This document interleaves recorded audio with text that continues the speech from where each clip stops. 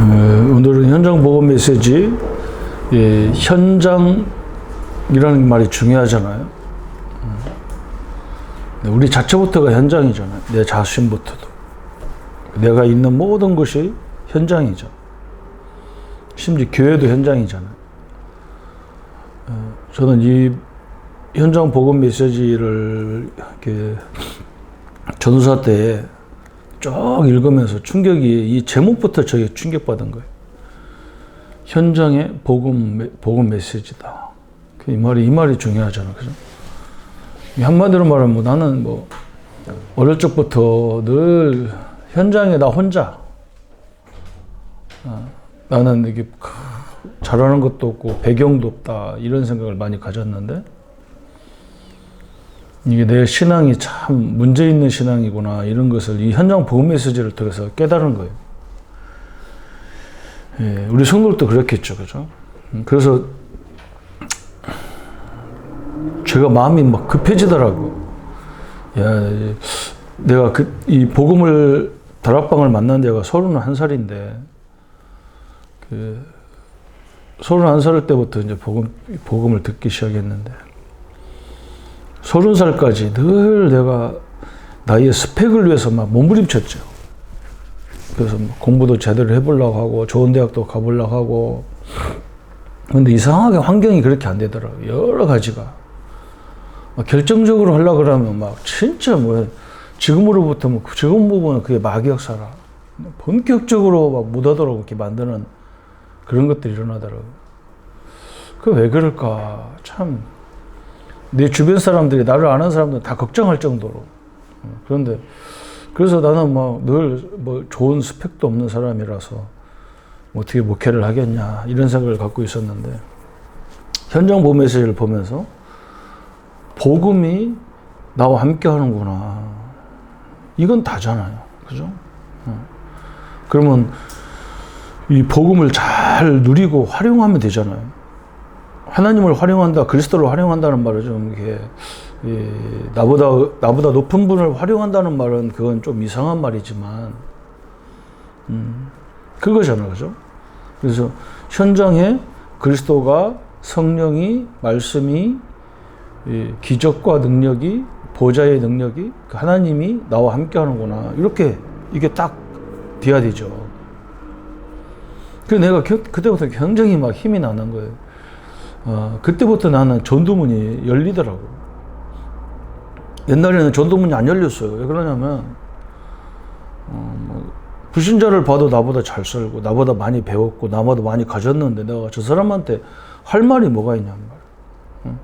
근데, 하나님, 그리스도가, 우리가 예수 믿는다는 말은, 내 현장에 내가 어떤 상황에도 하나님, 그리스도, 성령, 삼일체 하나님과 이 모든 역사가 나와 함께 하는 거니까, 얼마나 소중하냔 말이에요. 저 사람이 많이 갖고 많이 배웠어도 그거 가지고는 밥 세 끼 먹고 편안하게 살 수는 있겠지만, 하나님이 원하는 세계 복음화를 위해서 민족 복음화, 가문 복음화 하는 데는 안 되잖아요. 그거 갖고 살릴 수 있는 게 아니잖아요. 그래서 그 사람에게도 얘기가 되는 거야. 집사님은 다 가졌는데, 아니 교수님은 다 가졌는데, 한 가지만 이거 깨달으면, 이것만 알면 더 엄청난 일을 하시겠다. 이렇게 말할 수밖에 없죠. 그죠? 갖고 있는 게 필요 없는 건 아니잖아요.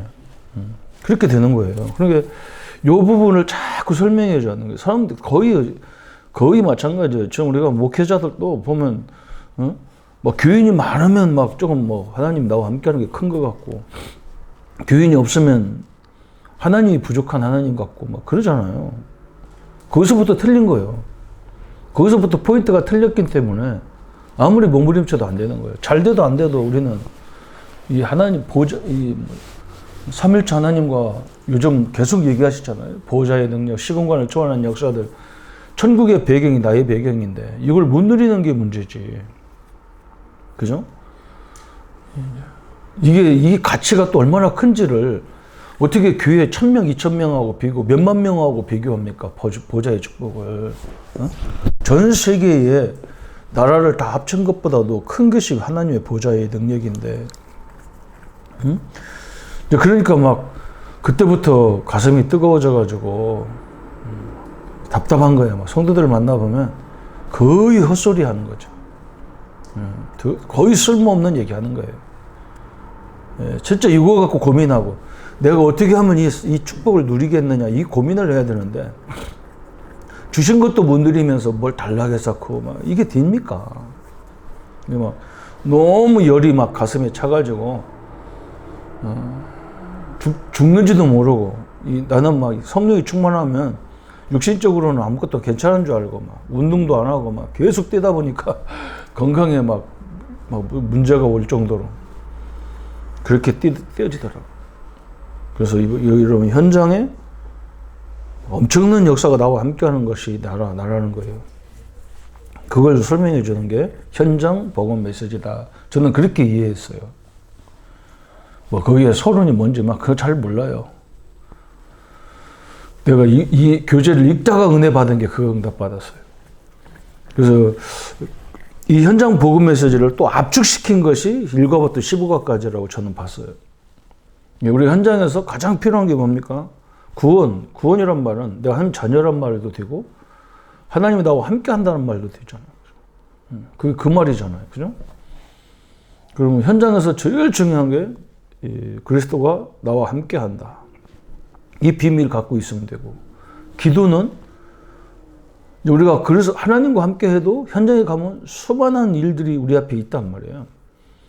그러면 그걸 왜 주셨는지, 하나님 이걸 어떻게 하라고 하는지, 그걸 깨달으라고 하는 게 기도잖아요.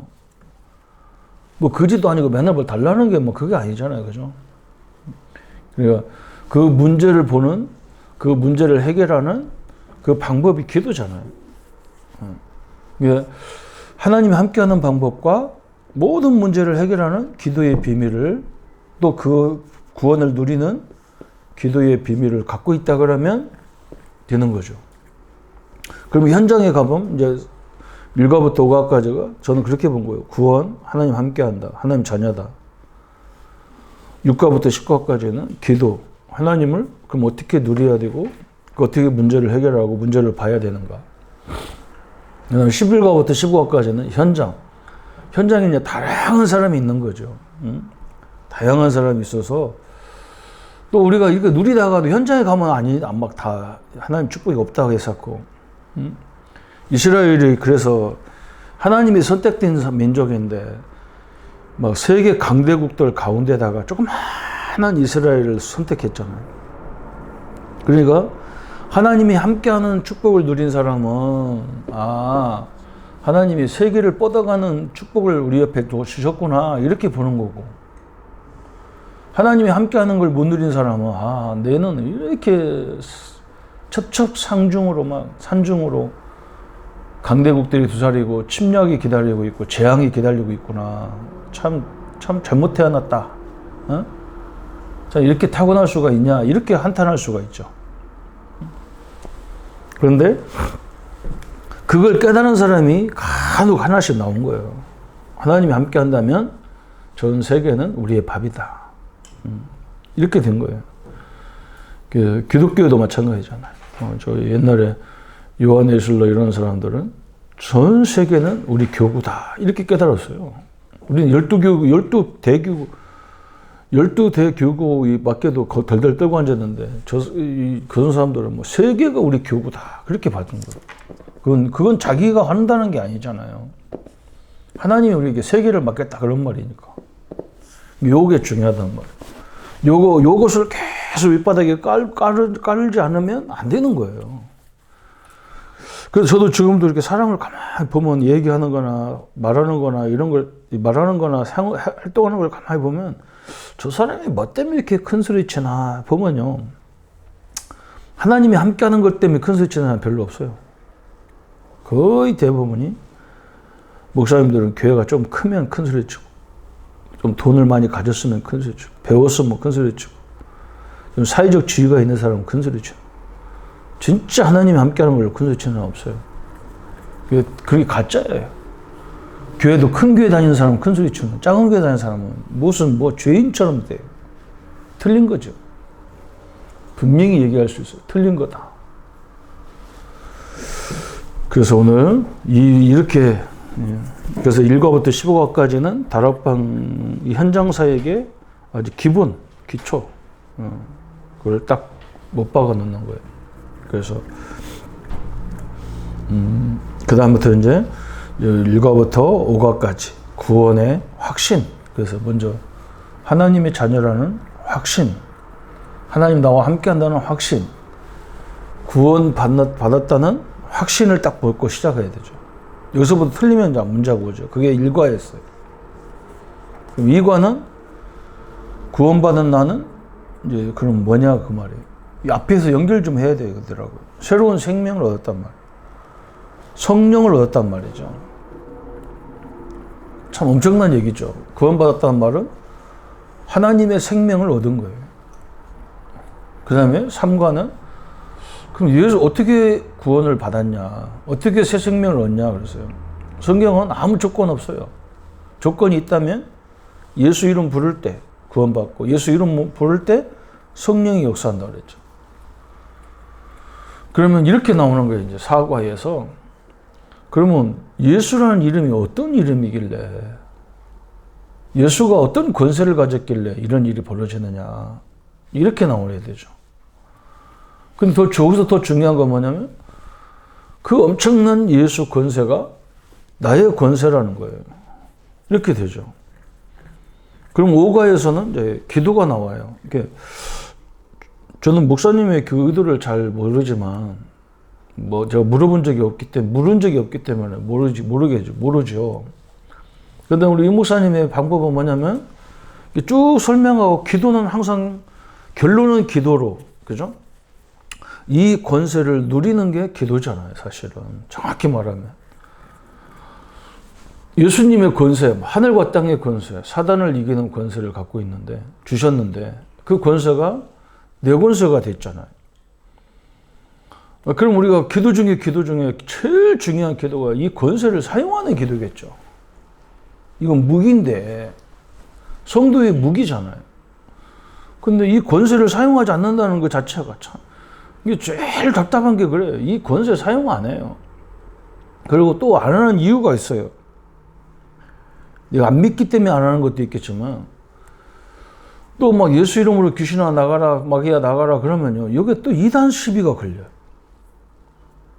또 이 체험 없는 사람은 저것도 왜 귀신 얘기했었지? 그래가지고 또 이단이다. 이렇게 얘기하잖아요. 그러니까 또 말 못하는 거예요. 그래서 참 이게 어려운 거예요. 그래서 저 같은 경우 뭐 새벽에는 저 혼자 기도할 때는 막 계속, 물론 뭐 평상시에도 저는 이 권세 기도를 많이 합니다. 이걸 주신 무기니까. 그래서 1과부터 5과까지가 이렇게 돼 있단 말이에요. 구원의 확신. 그럼 구원을 받았다는 말은 새로운 생명, 성령을 받았다는 말이죠. 하나님을 받은 거예요. 하나님을. 어떻게? 예수 이름으로. 그게 3과란 말이에요. 그럼 4과는 예수 권세가 어떤 권세가 있길래 그러냐. 한마디로 말하면 이 땅의 모든 문제를 가져온 마귀를 멸하는 권세. 그러면 그걸 누리는 게 기도다. 이렇게 가르쳐요. 그렇게 나오더라고요. 저는 할 때 그렇게 봤어요. 이 무기, 이 권세 사용하지 않는 것은요, 바보 중에 바보예요. 그러니까 무능한 거예요, 성도들은. 우리가 능력이 없는 것도 뭐 사실 능력도 없겠지만, 능력을 줬잖아요, 하나님이. 그래서 하나님이 이 권세를 우리에게 위임했는데 이 권세를 사용하지 못한다. 이건요, 참 답답한 거야.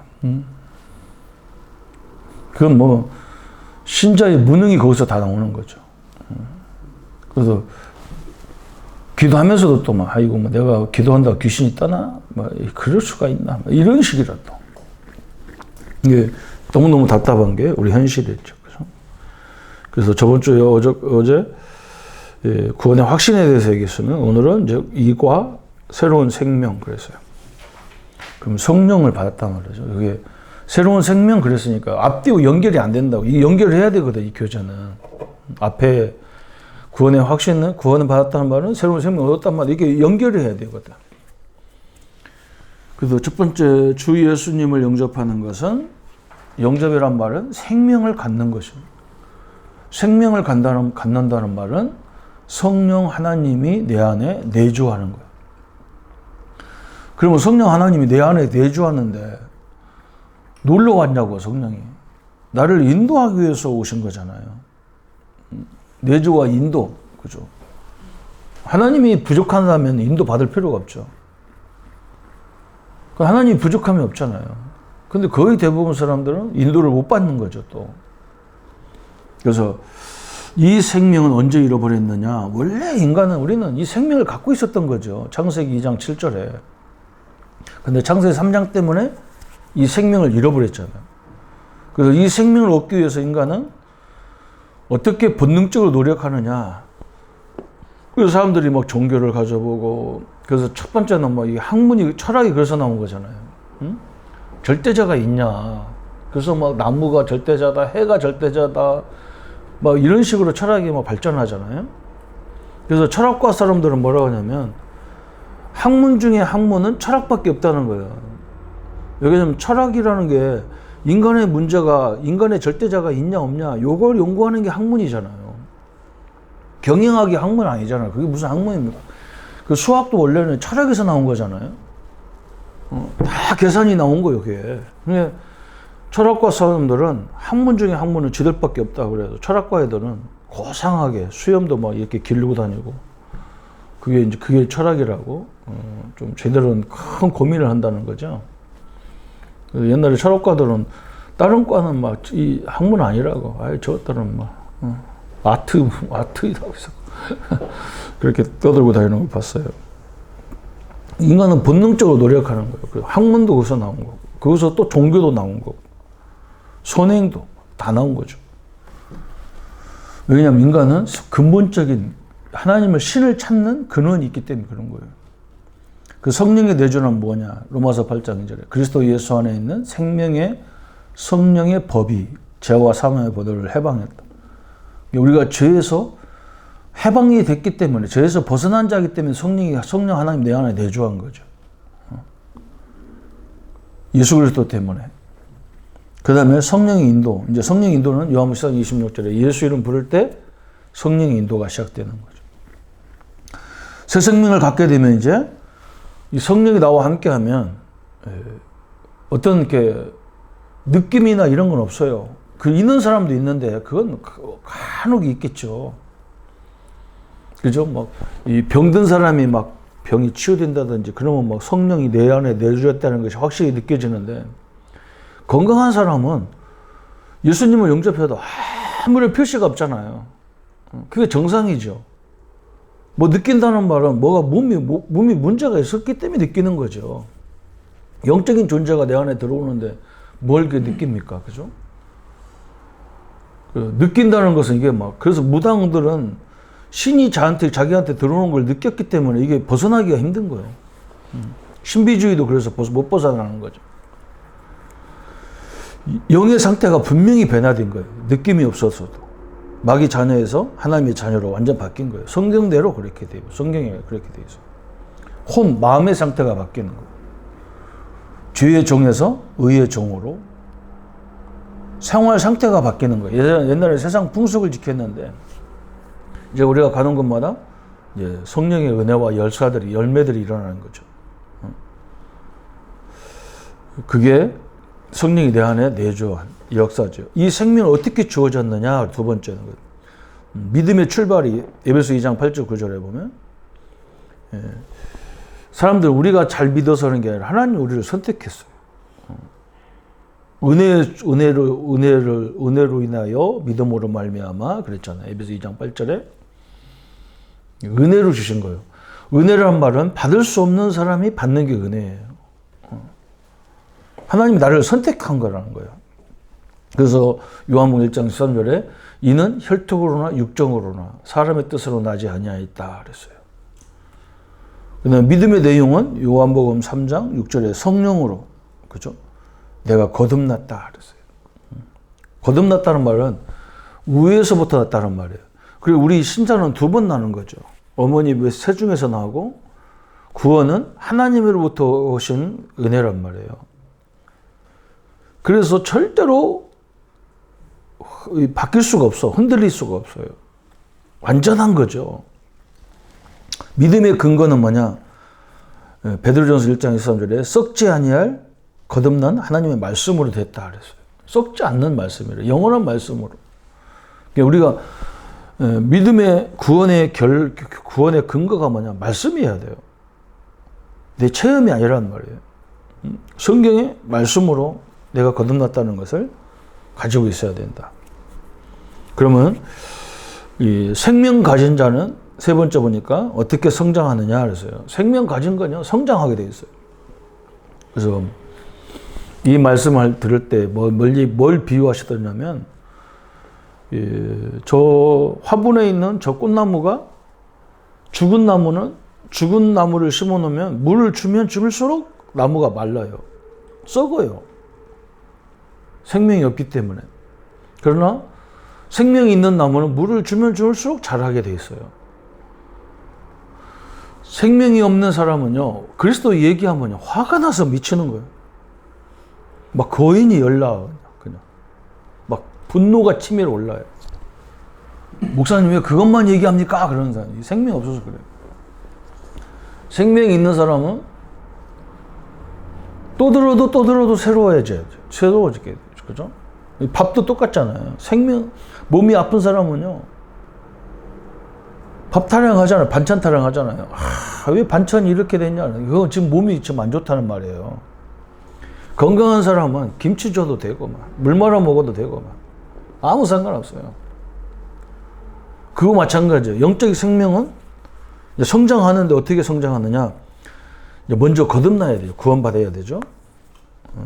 두 번째는 갓난아이처럼 막 말씀을 사모하는 사람이 있어요. 젖을 막 아이가 엄마 젖을 막 얘는 의식도 없는 애들 뭐 아는 것도 없는 애들 막 그냥 엄마 젖을 막 무의식적으로 빨아당기잖아요. 그 다음에 장성한 자가 된다는 거예요. 히브리서 5장 14절을 보면 딱딱한 음식도 이제 소화가 되는 거죠. 그래서 우리가 목사님한테 막 이렇게 안 좋은 소리, 목사님들이 실수하는 거 봐도 이제 용납이 되고 용서가 되고 넘어서고 막 그러는 거죠. 막 남의 허물을 용서하지 못한, 이거 아직 성장하지 못해서 그래요. 그렇잖아요? 딱딱한 음식을 아기가 먹을 수 없어요. 아기는 우유만 먹어야 돼요. 근데 이제 크면은 소화력이 있다는 말은 하나님이 참 우리를 만들어도 참 기가 차게 만드는 거예요. 그죠? 이 위에 소화력이 있어야 고기를 먹어도 아기가 이제 성장하면 이제 커지면 이제 위가 고기가 들어와도 소화시킬 수 있는 그런 것들이 된다는 말이죠. 우리 신앙도 마찬가지잖아요. 늘 뭐 이래라 저래라 하다 나중에는 이제 자기 스스로가 할 수 있는 신앙생활이 돼야 되죠. 그걸 맨날 그때까지도 뭐 목사님 보고 그 전도사 보고 이래라 저래라 이거부터도 벌써 이거 아닌 거죠. 내가 딱 알아서 할 거 딱딱 찾아서 하는 것이 이게 성성한 자죠. 그러면 틀림없이 뭐가 나타나냐? 여러분 스스로가 하나님의 인도를 받기 시작하면서 증거가 나타나기 시작하는 거예요. 그죠? 여기서는 어떻게 해야 되느냐? 이런 사람하고는 어떻게 해야 되느냐? 그죠? 요게 이제 증거가 시작되는 거예요. 하나님 역사가 이제 그때부터 응답이 되어지죠. 그래서 새로운 생명을 가졌다. 성령이 내 안에 내주하고 성령이 인도하기를 원한다는 거죠. 그럼 어떻게 생명을 주어졌느냐? 그 생명 가진 자가 어떻게 성장하느냐? 이렇게 말씀을 같이 했습니다. 성도님들이 항상 결론은 마찬가지입니다. 현장에 나 혼자가 절대 아니라는 거예요. 그래서 어떤 사람은 막 사람이 외로워서, 어떤 사람 나한테 그래요. 우리 애는 혼자라서 옆에 친척도 없고 뭐 친구들도 많이 없고 그래서 혼자라서 자꾸 이렇게 누구한테 이렇게 맡긴다. 천만의 말씀이에요. 하나님은요, 우리를 계속 외로운 자리로 몰아갑니다. 왜 그러냐면 당신이 함께 한다는 걸 알게 해야 할, 그걸 알아야 되기 때문에 그래요. 그래서 이제 연세가 많아지면 이제 세상에 이제 한 사람 가면 나중에 나 혼자 남는데. 그러면 이제 내가 이 축복을 못 누리면 어떻게 되겠어요? 한번 이 축복을 못 누리면 어떻게 되냐는 거예요. 제가 우리 모친이 한 분 계신데, 우리 작은 어머니가 계신데, 너무너무 기도도 많이 해요. 지금 94세인데. 근데 우리 작은 어머니가 치매 약을 안 먹으면 그냥 외로워서 그냥 아들들 막 불러쌌고 며느리들 불러쌌고 막 그래요. 그래서 막 저 아파트 앞에 혼자 나가서 앉아있고. 이상하잖아요. 그죠? 하나님과 교제하는 기도하면서도 외로운 거예요. 이게 보통 일이 아니잖아요. 이게 어릴 적에 이게 각인이 안 되면요. 진짜 어려운 거예요. 혼자 있으면 죽는 줄 알아. 혼자 있으면 뭐 뭔가 막 안 되는 것 같고, 막 세상 짐은 내가 다 짊어진 것 같고, 막 이러잖아요. 이건 아니잖아요. 하나님 함께 혼자 있을 때는요, 하나님과 깊은 교제를 할 수 있다는 게 좋잖아요. 저도 잘 안 돼요. 저도 이렇게 막 뭐 하다가 이거 내가 아니지. 하나님 나와 함께하는 내가 왜 이러지? 이렇게 해서 또 깨달아지고 이렇게 가는 거지.